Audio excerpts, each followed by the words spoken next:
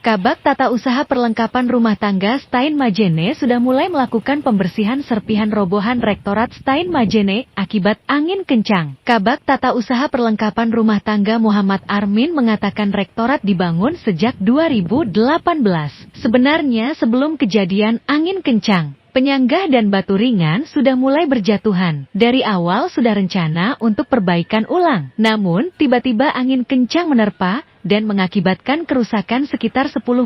Ia pun menyebut langkah pertama dilakukan saat ini memindahkan semua aktivitas kerja ke gedung terpadu. Untuk kerugian kerusakan Rektorat Stijn-Majene berjumlah ratusan juta, kata Armin saat ditemui Tribun Sulbar.com di ruang kerjanya, Rabu, 17 Januari 2024, siang. Tetapi untuk angkanya belum disampaikan oleh konsultan. Sedangkan tim konsultan yang dipilih pihak Stijn-Majene, yaitu Pak Jalal dari Majene, lalu menyarankan kepada konsultan untuk melihat atau mengambil referensi di tempat lain, yang memang konstruksi bangunan memiliki hubungan khas Mandar istilahnya tumba layar, tuturnya. Seperti di belakang Rektorat di saat gempa dan angin kencang tidak rusak. Armin menyebut kerusakan mulai dari tumba layar, plafon, dinding kaca, lobi, sekitar 20 titik lampu dan 1 AC. Perbaikan akan dikerjakan usai pembersihan seluruh area.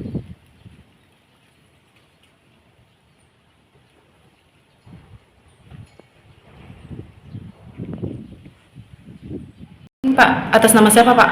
Muhammad Armin. Muhammad Armin. Jabatannya apa Pak? Kasubag TU Perlengkapan Rumah Tangga.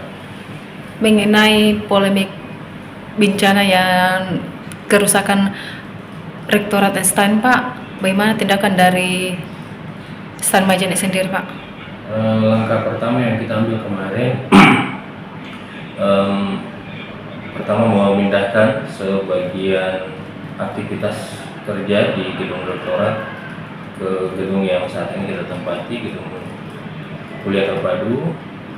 Kemudian sembari tim teknis menghitung dan menginventarisasi kerusakan di gedung Rektorat.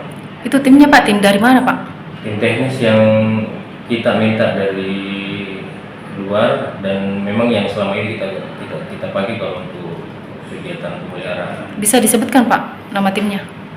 Namanya, saya kalau timnya kurang tahu ya, tapi ada namanya Jalal, Pak Jalal. Jalan.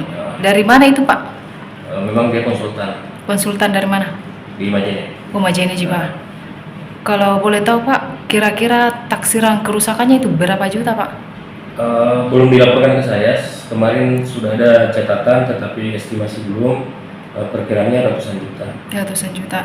Untuk kapan mulai bisa diperbaiki Pak?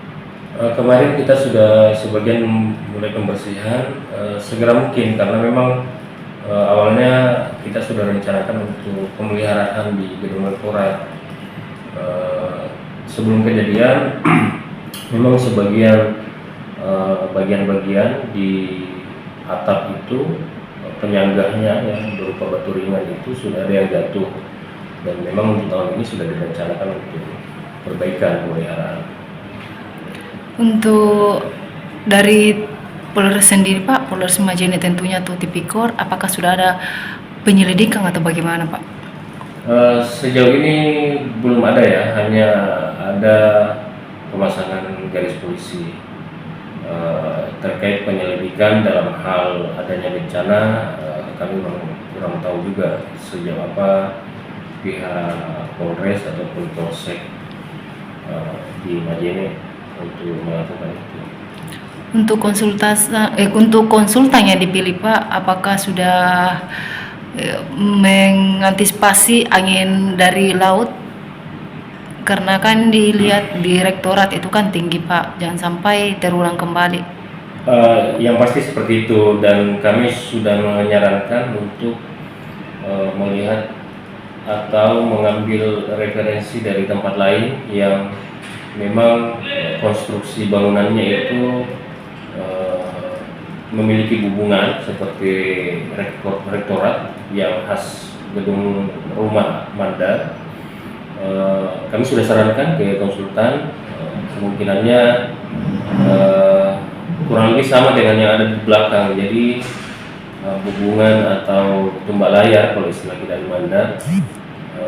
Seperti yang di belakang itu kan terakhir pengerjaannya pada saat ada gempa, dan itu alhamdulillah lumayan, dan memang sudah ada perhitungan terkait kecepatan angin, ketinggian, terutama karena kita berdekatan dengan Teluk Mandar.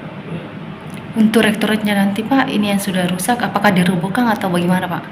Tidak ada perubahan. Jadi sebenarnya tingkat kerusakannya hanya mulai dari tumbak layar tadi, hubungan, kemudian sebagian plafon di lantai 3, sebagian ya lantai 3, kemudian di lobi,